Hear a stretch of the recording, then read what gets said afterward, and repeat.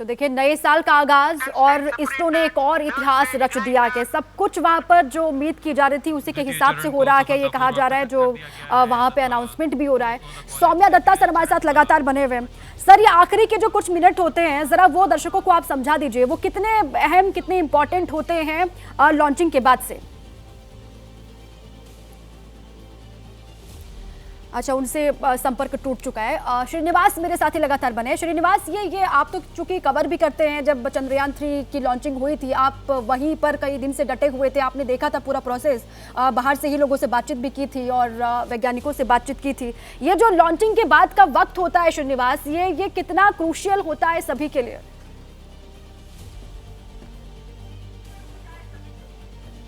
देखिए दीपा, इसमें जो तकरीबन 3 स्टेज, जो इस लॉन्चिंग की बात करें, नॉर्मल लॉन्चिंग में 3 स्टेज होते हैं। जो पहली लॉन्चिंग होती है, जो यान लेकर सैटेलाइट को ऊपर की तरफ जाता है, तो पहले एक हाइट पर ले जाकर ये यान जो है वो पेलोड से अलग हो जाता है। फिर एक कैप्सूल सा होता है जो पेलोड को लेकर और ऊपर तक जाता है जहां इसे लेकर जाना है, और फाइनली उस कैप्सूल से निकलकर उसको जिस भी ऑर्बिट में स्थापित करना होता है उस ऑर्बिट में स्थापित कर देता है। जैसे अगर हम इसकी बात करें तो जो धरती के लोअर ऑर्बिट है, यानी कि अर्थ का जो लोअर ऑर्बिट है, आप कह सकते हैं हमारे सतह से तकरीबन 650 किलोमीटर ऊपर, वहां ले जाकर इसको स्थापित किया जाएगा। तो हर स्टेज पे, क्योंकि जैसे PSLV जब ये लोड लेकर आगे जाता है, पहले उसको इग्नाइट किया जाता है और ये प्रक्रिया बहुत ही फास्ट होती है। कुछ सेकंड का फासला होता है, एक एक सेकंड का हिसाब होता है। यहाँ पे आप कुछ भी मिस नहीं कर सकते। जैसा कि आप देख रहे हैं स्पीड, इस वक्त जो स्पीड है तकरीबन 2.5 किलोमीटर प्रति सेकंड, आप समझ सकते हैं कि कितनी स्पीड होगा। और इस दौरान आपको हर सेकंड में उन तमाम प्रक्रिया को पूरी की जाती है। पहला इंजन इग्नाइट होता है, फिर एक स्टेज के बाद दूसरा इंजन इग्नाइट होता है, और कह सकते हैं हर जगह पे फ्यूल क्वालिटी भी चेंज होती है। जैसे अभी लास्ट में जो फ्यूल क्वालिटी होती है वो क्रायोजेनिक हो जाती है। ये तमाम चीजें जो हैं इनका ध्यान रखा जाता है। लेकिन ये भी कहा जाए कि हिंदुस्तान इस क्षेत्र में बहुत आगे चल गया है, और अमूमन जब भी अब इस तरह की चीजों पे हम जाते हैं, चंद्रयान 3 के बाद आदित्य-11 वहां भी पहुंचे, तो अब दिल में कोई इस तरह का शक नहीं होता, कोई खौफ नहीं होता कि क्या ये सक्सेस होगा या नहीं। चूंकि हिंदुस्तान बहुत आगे निकल चुका है, इसरो इस क्षेत्र में बहुत आगे निकल चुका है, तो अक्सर लोग अब बहुत ही कॉन्फिडेंट होते हैं। जैसा कि मैंने वैज्ञानिकों के चेहरों पे भी देखा था, चंद्रयान 3 की बात हो या आदित्य-11, वो बहुत ही कॉन्फिडेंट थे। और लगभग अब इस वक्त एक्सपो सेट की प्रक्रिया जो है वो लगभग पूरी हो चुकी होगी, क्योंकि 152 सेकंड का वक्त था। 152 सेकंड के अंदर इसे उस कक्षा तक पहुंच जाना था। दीपा, बिल्कुल, और ये स्वाभाविक है क्योंकि एक के बाद एक जो मिशन हमने सक्सेसफुल होते हुए अपने आंखों के सामने देखे हैं श्रीनिवास, उससे भरोसा बढ़ता है। और अब ये हिंदुस्तानी, किसी को, मुझे लगता नहीं है कि किसी को कोई शक शुबा होता होगा कि ये मिशन सक्सेसफुल होगा या फिर नहीं होगा। इससे बहुत पार हिंदुस्तान निकल चुका है।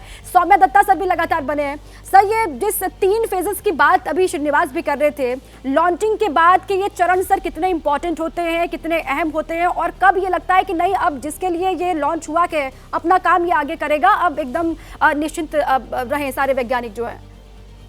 देखिए, इसमें 2 चीज अलग अलग समझना चाहिए। एक तो जो PSLV का लॉन्चिंग प्रोसेस चल रहा है, ये सिर्फ लॉन्च व्हीकल है, रॉकेट है जी। और PSLV को बोला जाता है ये इसरो का वर्क हॉर्स, मतलब ये सबसे रिलायबल जो लॉन्च व्हीकल है ये है PSLV। मतलब इसका सक्सेस रेट 98% का आसपास है। हाँ, एग्जैक्ट फिगर इसरो ये बता सकते हैं। तो ये बहुत ही रिलायबल लॉन्च व्हीकल है।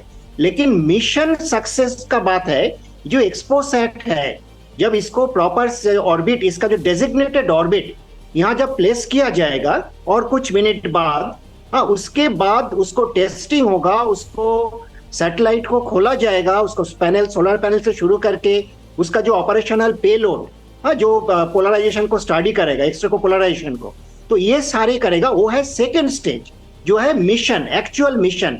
अभी वो एक्चुअल मिशन का सिर्फ पहला स्टेज, जिसको लॉन्च फेज बोला जाता है।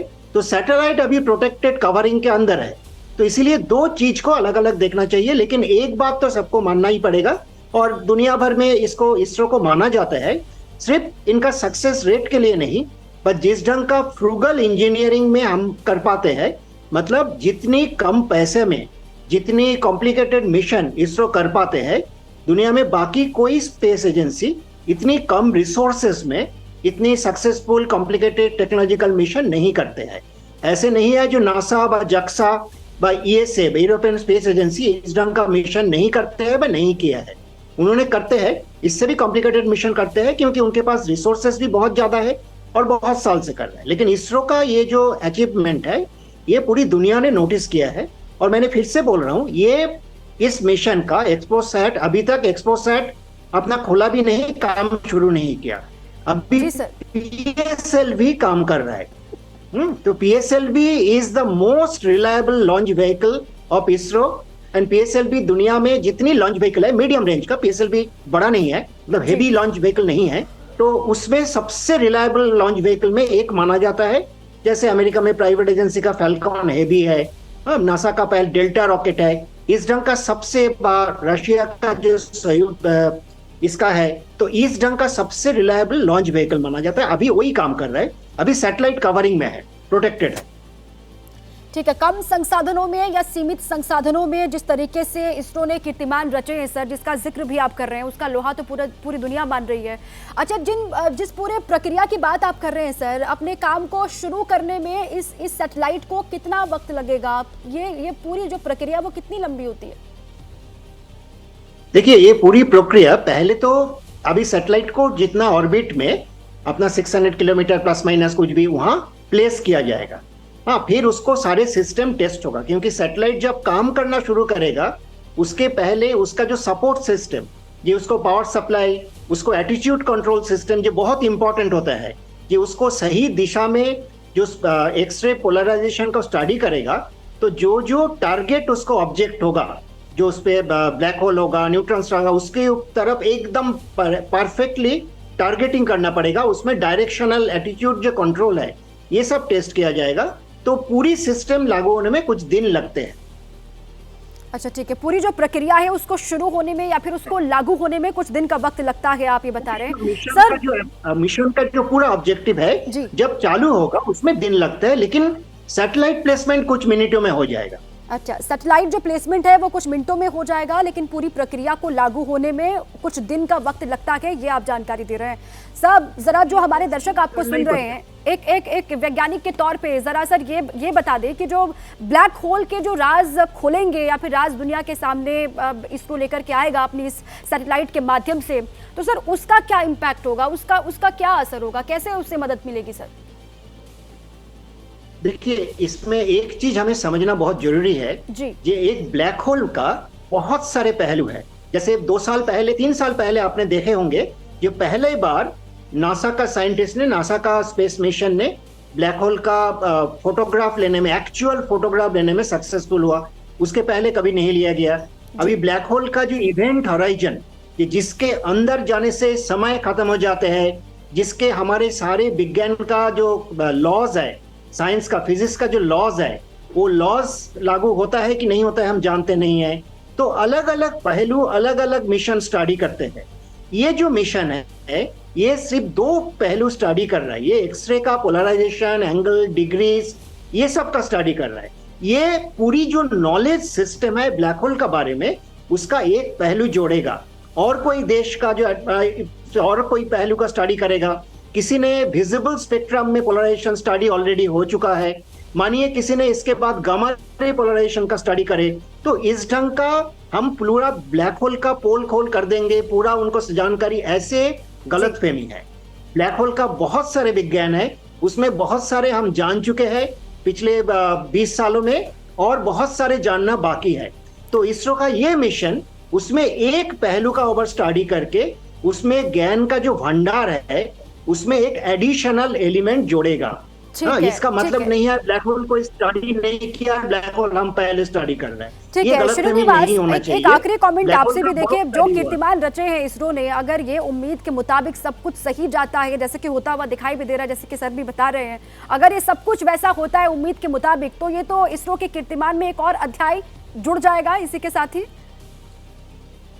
देखिए, ये बात में कोई इनकार नहीं करते हैं, इंक्लूडिंग जो सबसे एडवांस, सबसे पहले से जो कर रहा है ये काम, नासा का साइंटिस्ट। श्रीनिवास से ये मेरा सवाल था। श्रीनिवास, माफी से नासा ने भेजा था, और कह सकते हैं कि लगातार साल दर साल, और ये सच में एक बहुत अहम उपलब्धि होगी। हम आपको बता दें कि इस क्षेत्र में हिंदुस्तान बहुत पहले से काम करता है।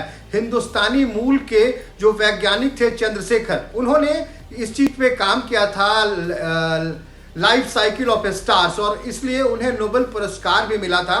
सीधी सी बात ये समझनी है कि आखिर हमारा जो ये एक्सप्लोरेटरी जो हम भेज रहे हैं, ये स्टडी क्या करेगा। जैसा कि दत्ता सर ने भी बताया कि जो न्यूट्रॉन स्टार हैं या ब्लैक होल हैं, इससे निकलने वाली जो रेज है, मेनली एक्स रेज, उनके बारे में स्टडी की जाएगी, उनके पोलराइजेशन के बारे में। और पोलराइजेशन से ऐसे समझते हैं इसको कि किसी भी इस तरह के स्टार से जो इस तरह के रेज निकलते हैं, नॉर्मली वो रैंडम डायरेक्शंस में निकलते हैं, लेकिन कहीं कहीं एक वक्त के बाद ये पोलराइज्ड हो जाते हैं और एक तरफ जाते हैं, तो इसकी स्टडी करेगा। और दूसरी बात, सबसे अहम बात समझना ये होगा कि आखिर न्यूट्रॉन स्टार क्या है। आप सूर्य को एक उदाहरण के तौर पे लीजिए, सन को। सन भी एक स्टार है और वो मिडिल साइज सन है। आप समझ सकते हैं कि स्टार्स कितने बड़े होते हैं। बिल्कुल ठीक है श्रीनिवास, बहुत बहुत शुक्रिया इतनी बारीकी से जानकारी समझाने के लिए भी, और सौम्या दत्ता सर आपका भी बहुत शुक्रिया चर्चा में जुड़ने के लिए भी और जानकारी साझा करने के लिए।